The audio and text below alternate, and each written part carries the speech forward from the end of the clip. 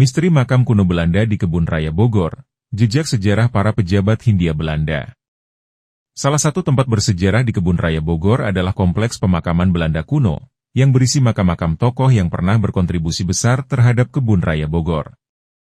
Kompleks pemakaman ini bahkan sudah ada sebelum Kebun Raya Bogor diresmikan pada tahun 1817 oleh Caspar Georg Karl Reinward, pendiri sekaligus pemimpin pertamanya.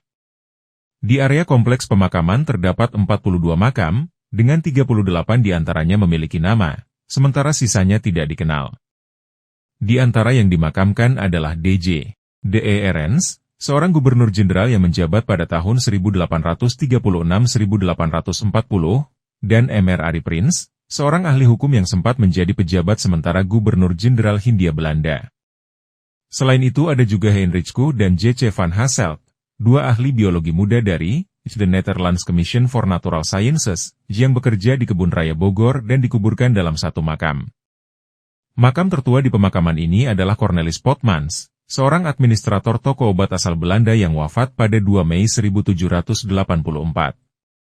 Sementara makam yang paling baru adalah milik Profesor Dr. A.J.G.H. Kostermans, ahli botani terkenal yang meninggal pada tahun 1994 dan menjadi warga negara Indonesia sejak 1958. Kompleks makam ini menjadi saksi sejarah perkembangan kota Bogor dan mereka yang dimakamkan di sini bukanlah orang yang sembarangan.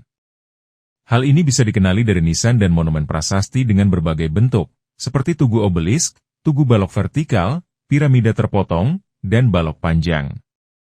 Semua makam ini mencerminkan perkembangan ilmu pengetahuan di masa kolonial Hindia Belanda. Meskipun memiliki nilai sejarah tinggi, pemakaman ini jarang dikunjungi karena posisinya yang tersembunyi di antara pepohonan bambu, dan kesan seram yang ditimbulkannya.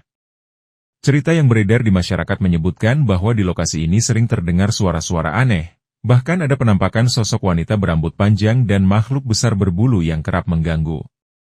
Sejarahnya, banyak tokoh botani dan pejabat kolonial yang dimakamkan di sini merupakan korban malaria yang merebak di Hindia Belanda pada abad ke-18.